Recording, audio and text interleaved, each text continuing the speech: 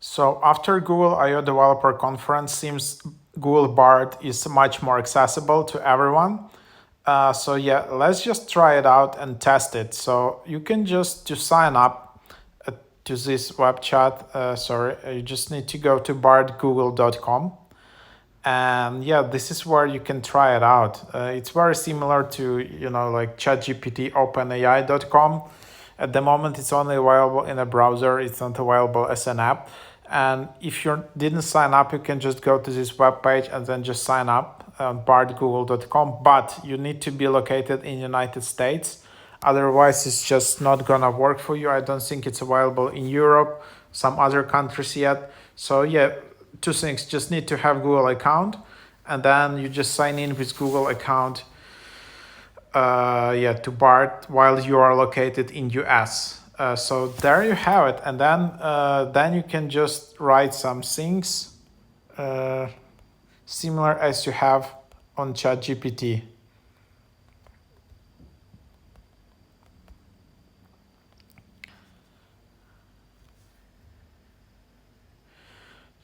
And then it's actually what I see the difference is that it's much faster. Like in ChatGPT, you can see if you write a poem or you just add some more complex task, it just slowly goes, and then it can take sometimes like 10-20 seconds just to sync, especially in a free version, even like few minutes. Here you just see that.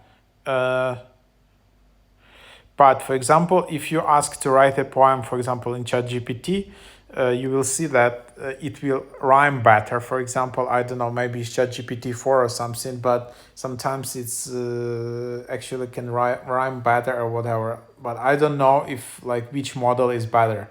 So here the other feature is view other drafts. So you can instantly see drafts and different responses. You can instantly regenerate drafts, and then you instantly regenerate multiple drafts at a time. Then you can just like it, dislike it, and then you can also export to Google Docs, export to draft in mail, which is a cool feature.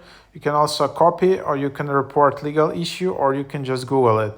So these are the different features which you have here, which are not yet available in ChatGPT. So it's still very experimental. It just says that it's experiment. And then, of course, it says Bard may display inaccurate or fancy information that doesn't represent Google's views.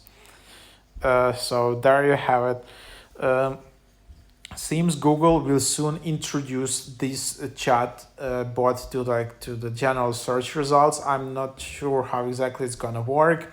A lot of SEO specialists and like bloggers are actually freaking out about it because when Bing did it, of course it's great for the Bing, but Bing is just has a quite small chunk in the web market. While Google does it, a lot of publishers and bloggers can I don't know, it can be quite difficult for a while because for a lot of questions it can just replace it. So yeah, but anyhow, we'll see how it works. So again, just back to bardgoogle.com. It's not available yet on Android. It's not available as an app. You can of course browse it via Chrome or any other browser. So yeah, you can just edit your prompt.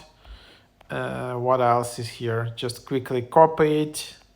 And it's like very minimalistic, very basic, but you can play with it and figure out if it's better than ChatGPT or not.